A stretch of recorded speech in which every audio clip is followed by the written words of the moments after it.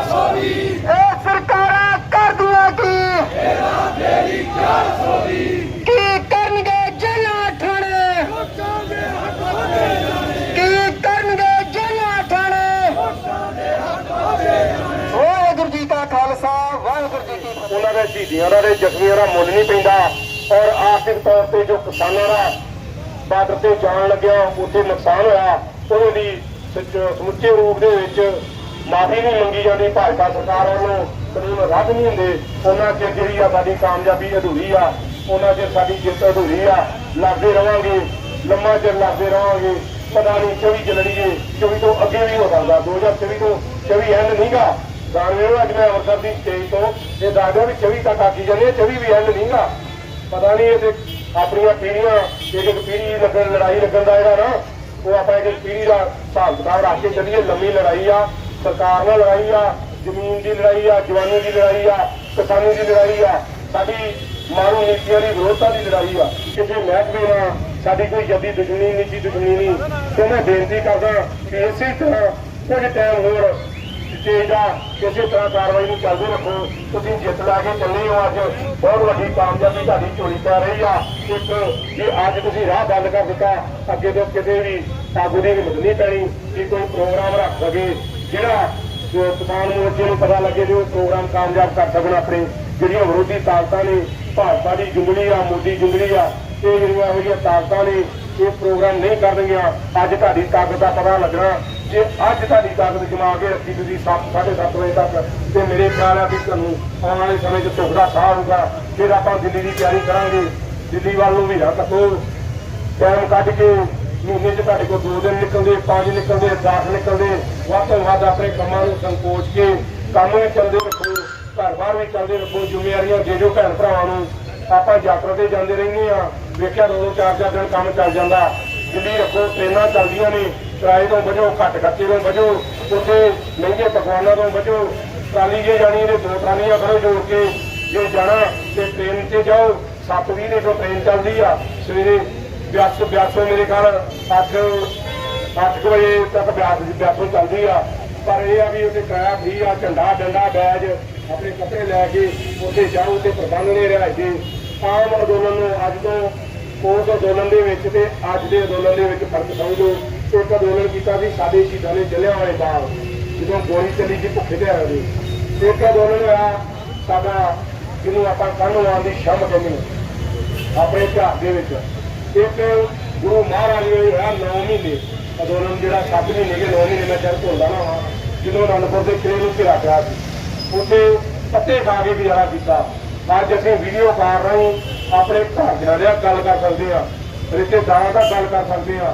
ਅੱਜ ਅਸੀਂ ਆਪਾਂ ਕੋਈ 20-25 ਕਿਲੋਮੀਟਰ 30 ਕਿਲੋਮੀਟਰ ਘਰ ਤੋਂ ਦੂਰ ਬੈਠੇ ਹਾਂ, ਪਰ ਉਹ ਯਾਦ ਕਰੋ ਅਨੰਦਪੁਰ ਦੇ ਸ਼ਹੀਦਾਂ ਨੂੰ, ਉਹ ਯਾਦ ਕਰੋ ਕੰਨਵਾਨ ਦੇ ਸ਼ਮ ਦੇ ਸ਼ਹੀਦਾਂ ਨੂੰ, ਉਹ ਚਾਪੜ ਝਿੜੀ ਦੇ ਮੈਦਾਨ ਦੇ ਸ਼ਹੀਦਾਂ ਨੂੰ, ਉਹ ਬਾਲਾ ਸਿੰਘ ਬਹਾਦਰ ਵਾਲੇ ਗੁਰਦਾਸ ਨਗਰ ਦੀ ਗਲੀ ਵਾਲੇ ਸ਼ਹੀਦਾਂ ਨੂੰ। ਤੁਸੀਂ ਉਹਨਾਂ ਦੇ ਵਾਰ ਤੋਂ, ਭਗਤ ਸਿੰਘ ਦੇ ਵਾਰ ਤੋਂ ਤੁਸੀਂ ਐਵੇਂ ਕਿਤੇ ਐਰੇ ਗਰੇ ਇਹ ਬੰਦੇ ਦੇ ਨਹੀਂ, ਸ਼ਹੀਦਾਂ ਦੀ ਕੁਰਬਾਨੀ ਵਾਲੇ ਜਿਹੜੇ ਮੈਂ ਤੁਹਾਡੇ ਕੋਲ ਹੈਗਾ ਨਾ ਇਤਿਹਾਸ, ਸਾਡੇ ਕੋਲ ਬਹੁਤ ਤਗੜਾ ਇਤਿਹਾਸ ਸਮਝਿਆ ਪਿਆ, ਜਿਹੜਾ ਸਾਡੇ ਯਾਦ 'ਚ ਨਹੀਂ ਹੈਗੀ। ਸਾਡਾ ਇਤਿਹਾਸ ਕੁਰਬਾਨੀ ਵਾਲਾ ਸਾਡੇ ਯਾਦ 'ਚ ਨਹੀਂ ਆ। ਉਹ ਟੁਕੜਿਆਂ ਦਾ ਸਿੱਧਿਆ ਆ ਦੇਸ਼ ਆ, ਜਿਹਨੂੰ ਅੱਜ ਲੋਕਾਂ ਦੇ ਹੱਥਾਂ 'ਚ ਦੇ ਬੈਠੇ ਆ। ਔਰ ਬਦਕਿਸਮਤੀ ਸਾਡੀ ਇਹ ਆ ਕਿ ਰਾਜਨੀਤਿਕ ਪਾਰਟੀਆਂ ਅਸੀਂ ਮੋਦੀ ਨੂੰ ਤਾਂ ਪਿੱਟੀ ਜਾਂਦੇ ਆ, ਔਰ ਉਹਨਾਂ ਦੀ ਵਿਰੋਧੀ ਧਿਰ ਦਾ ਅਸੀਂ ਕਦੀ ਨਾ ਹੀ ਲਿਆ ਕਿ ਜੇ ਵਿਰੋਧੀ ਧਿਰ ਕਾਮਯਾਬ ਹੁੰਦੀ ਤੇ ਅੱਜ ਮੋਦੀ ਨਹੀਂ ਸੀ ਆ ਸਕਦਾ।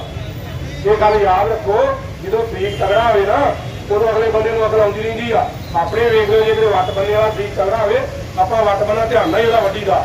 ਸੋ ਏਦਾਂ ਆ ਕਿ ਜੇ ਜਿਹੜੀਆਂ ਰਾਜਨੀਤਿਕ ਪਾਰਟੀਆਂ ਹੁਣ ਮੋਦੀ ਦਾ ਪਿੱਟ ਜਾਪਾ ਕਰ ਰਹੀਆਂ ਨਾ ਕਿਸਾਨਾਂ ਦੇ ਨਾਂ ਦੇ, ਜੇ ਉਹਨਾਂ ਦੀ ਏਕਤਾ ਬਣਾ ਕੇ ਅੱਜ ਵੀ ਉਹ ਆਪਣੀ ਹੋਮੇ ਛੱਡ ਕੇ, ਮੋਦੀ ਜਿਹੜਾ ਸਵੇਰੇ ਗੋਲੀਆਂ ਲਾ ਸਕਦਾ, ਇਹਨਾਂ ਦੀ ਸਹਿਮਤੀ ਤੋਂ ਬਗੈਰ ਬਿੱਲ ਪਾਸ ਰਾਜ ਸਭਾ ਨਹੀਂ ਹੋਣੇ ਜੇ ਵਾਕ-ਆਊਟ ਨਾ ਕਰਦੇ ਜੇ। ਇਹ ਗੱਲ ਜਿਹੜੇ ਆਉਂਦੇ ਨਾ ਕਿ ਅਸੀਂ ਫਲਾਣੇ ਦਲ ਵਾਲੇ, ਅਸੀਂ ਢੀਂਗੜੇ ਸਾਰੇ ਆ, ਅਸੀਂ ਫਲਾਣੀ ਪਾਰਟੀ ਵਾਲੇ ਵੀ ਮੋਦੀ ਦਾ ਵਿਰੋਧ ਕਰਦੇ ਆ। ਸਭ ਤੋਂ ਜ਼ਿਆਦਾ ਜਿਹੜਾ ਨਾ ਇਹਨਾਂ ਵਿਰੋਧੀ ਪਾਰਟੀਆਂ ਦਾ ਦੋਸ਼ ਆ ਬਿੱਲ ਪਾਸ ਕਰਾਉਣ ਦੇ ਵਿੱਚ ਲੋਕ ਸਭਾ ਰਾਜ ਸਭਾ। ਜੇ ਤੁਸੀਂ ਭਲੀ ਭਾਂਤ ਜਾਣਦੇ, ਉਹਨਾਂ ਨੇ ਵਾਕ-ਆਊਟ ਕੀਤਾ, ਭਾਜਪਾ ਦੀ ਗਿਣਤੀ ਵੱਧ ਸੀ, ਵਾਕ-ਆਊਟ ਵਾਲਿਆਂ ਦੀ ਗਿਣਤੀ ਘੱਟ ਗਈ, ਉਹਨਾਂ ਨੇ ਬਿੱਲ ਪਾਸ ਕਰ ਦਿੱਤਾ। ਔਰ ਉਹ ਸਾਡੇ ਗਲੇ ਦੀ ਹੱਡੀ ਬਣਿਆ, ਜਿਹਦੇ ਲਈ ਸਾਡੀਆਂ 600 ਸ਼ਹੀਦੀਆਂ ਹੋਈਆਂ, 9 ਮਹੀਨੇ ਦਾ ਸਮਾਂ ਹੋ ਗਿਆ। ਅੱਜ ਅਸੀਂ ਮੋਦੀ ਦਾ ਵਿਰੋਧ ਨਹੀਂ ਕਰਨਾ ਜੇ ਸਾਡੇ ਬਿੱਲਾਂ ਨੂੰ ਸਾਡੀ ਜਿੱਤ ਨਾ ਹੋ ਜਾਂਦਾ, ਦੇਸ਼ ਵੇਚ ਜਾਂਦਾ, ਕੋਈ ਗੱਲ ਨਹੀਂ ਸੀ, ਪਰ ਉਹਨੇ ਜ਼ਮੀਨਾਂ ਨੂੰ, ਸਾਡੀ ਜਵਾਨੀ ਨੂੰ, ਕਿਸਾਨੀ ਨੂੰ, ਸਾਡੀਆਂ ਨਸਲਾਂ ਨੂੰ ਹੱਥ ਪਾਇਆ। ਸੋ ਯੋਧਿਆਂ ਦੀ ਧਰਤੀ ਦੇ ਵਿੱਚ, ਅੱਜ ਸ਼ਹੀਦਾਂ ਦੀ ਧਰਤੀ ਹੈ, ਪਵਿੱਤਰ ਧਰਤੀ ਅੰਮ੍ਰਿਤਸਰ ਦੇ ਵਿੱਚ ਖੜੇ ਹੋ ਤੁਸੀਂ। ਮੈਂ ਬਾਰ-ਬਾਰ ਸਟੇਜ ਤੋਂ ਨਿਮਾਣਾ ਜਿਹਾ ਤੁਹਾਡਾ ਸੇਵਕਿਆ, ਨਿਮਾਣਾ ਜਿਹਾ ਤੁਹਾਡਾ ਵਰਤ ਰਿਹਾ। ਮੈਂ ਬਹੁਤ ਤਗੜਾ ਸਿਆਣਾ ਨਹੀਂ, ਕੋਈ ਬਹੁਤ ਪੜ੍ਹਿਆ ਨਹੀਂ, ਤੁਹਾਡੇ ਤੋਂ ਸਿੱਖਿਆ, ਮਿੱਟੀ ਦਾ ਆਇਆ। ਸੋ ਮੇਰੇ ਤੋਂ ਕੋਈ ਵੱਧ ਘੱਟ ਗੱਲ ਹੋ ਗਈ ਹੋਵੇ ਤੇ ਮਾਫ ਕਰ ਦਿਓ। ਮੈਂ ਬਾਰ-ਬਾਰ ਤੁਹਾਡੇ ਤੋਂ ਮਾਫੀ ਚਾਹੁੰਦਾ। ਸੋ ਇਸੇ ਤਰ੍ਹਾਂ ਸਟੇਜ ਦੀ ਕਾਰਵਾਈ ਨੂੰ ਚੱਲਦੇ ਰੱਖੋ ਮੇਰੇ ਵੀਰੋ। ਵਾਹਿਗੁਰੂ ਜੀ ਕਾ ਖਾਲਸਾ, ਵਾਹਿਗੁਰੂ ਜੀ ਕੀ ਫਤਿਹ। ਹਾਂਜੀ ਸਾਹਿਬ, ਅੱਜ ਮੋਦੀ ਸਾਹਿਬ ਇੱਥੇ ਉਦਘਾਟਨ ਕਰਨ ਪਹੁੰਚ ਰਹੇ ਨੇ ਦਰਬਾਰ ਸਾਹਿਬ ਆਪਣਾ ਜਲਿਆਂਵਾਲੇ ਬਾਗ। ਇਸ ਬਾਰੇ ਕੀ ਕਹਿਣਾ ਚਾਹੋਗੇ ਜੀ? ਵੇਖੋ ਜੀ, ਅਸੀਂ ਤੁਹਾਨੂੰ ਦੱਸ ਦੇਣਾ ਚਾਹੁੰਦੇ ਹਾਂ ਤੁਹਾਡੇ ਮਾਧਿਅਮ ਨਹੀਂ, ਉਹਦੇ ਪੰਜਾਬ ਵੱਲ ਨੂੰ ਕੋਈ ਬਾਰਡਰ ਨਹੀਂ ਪਾਰ ਕਰ ਸਕਦਾ ਤੇ ਅੰਮ੍ਰਿਤਸਰ ਆਉਣਾ ਤੇ ਗੱਲ ਹੀ ਬੜੀ ਦੂਰ ਦੀ ਉਹਦੇ ਵਾਸਤੇ। ਓਏ ਉਹਨੂੰ ਪਾਗਲ ਨੂੰ ਇਹ ਨਹੀਂ ਪਤਾ ਜਿਹੜੇ ਉਹਦੇ ਅੰਮ੍ਰਿਤਸਰ ਦੇ ਵਿੱਚ ਰਹਿਣ ਦੇ ਨਾ ਸਮਰਥਕ, ਉਹਦੇ ਚੇਲੇ ਬਾਲ ਕੇ, ਜਿਹੜੇ ਇੱਥੇ ਦੇ ਕੈਬਨਿਟ ਮੰਤਰੀ ਹੀ ਜਾਂ MLA ਹੀ ਜਾਂ MP, ਉਹਨਾਂ ਦੀ ਜ਼ਰੂਰਤ ਨਹੀਂ ਪੈਣ ਡਈ ਘਰੋਂ ਨਿਕਲਦੀ। ਤੇ ਇਹ ਕਿੱਥੋਂ ਆ ਜਾਊਗਾ ਪੰਜਾਬ ਦੇ ਵਿੱਚ, ਉਹ ਵੀ ਗੁਰੂ ਨਗਰੀ ਅੰਮ੍ਰਿਤਸਰ ਦੇ ਵਿੱਚ। ਅੱਜ ਉਹ ਸ਼ਹੀਦਾਂ ਦੀ ਧਰਤੀ ਦੀ ਗੱਲ ਕਰਨ ਡਏ ਆ ਜਿੱਥੇ 13 ਅਪ੍ਰੈਲ 1919 ਨੂੰ ਸਾਡੇ ਸਿੱਖਾਂ ਦੇ ਉੱਤੇ ਜਨਰਲ ਡਾਇਰ ਨੇ ਅਟੈਕ ਕੀਤਾ ਸੀ ਅੰਗਰੇਜ਼ਾਂ ਦੀ ਸਰਕਾਰ ਵੇਲੇ। ਇੱਥੇ ਕਿੰਨੇ ਸ਼ਹੀਦ ਹੋਏ। ਅੱਜ ਦਾ ਜਨਰਲ ਡਾਇਰ ਮੋਦੀ ਕਿੱਦਾਂ ਹੀ ਵੜਨ ਦੇਵਾਂਗੇ? ਉਦੋਂ ਦਾ ਜਿਹੜਾ ਜਨਰਲ ਡਾਇਰ ਸੀ ਨਾ, ਸ਼ਹੀਦ ਊਧਮ ਸਿੰਘ ਨੇ ਇੰਗਲੈਂਡ ਦੇ ਵਿੱਚ ਜਾ ਕੇ ਉਹਨੂੰ ਗੋਲੀ ਮਾਰੀ ਸੀ, ਉੱਥੇ ਜਾ ਕੇ ਬਦਲਾ ਲਿਆ ਸੀ ਜਲਿਆਂਵਾਲੇ ਬਾਗ ਦਾ। ਤੇ ਅੱਜ ਦਾ ਜਿਹੜਾ ਜਨਰਲ ਡਾਇਰ ਆ, ਇਹਦੀ ਆਉਣ ਦੀ ਹੈਸੀਅਤ ਹੀ ਨਹੀਂ ਹੈਗੀ, ਹੌਸਲਾ ਹੀ ਨਹੀਂ ਹੈਗਾ ਕਿ ਸਿੱਖ ਕੌਮ ਦੇ ਜਾਂ ਕਿਸਾਨਾਂ ਦੇ ਗਾੜੀ ਖਲੋ ਸਕੇ, ਤੇ ਨਾ ਹੀ ਇਹ ਖਲੋ ਸਕਦਾ।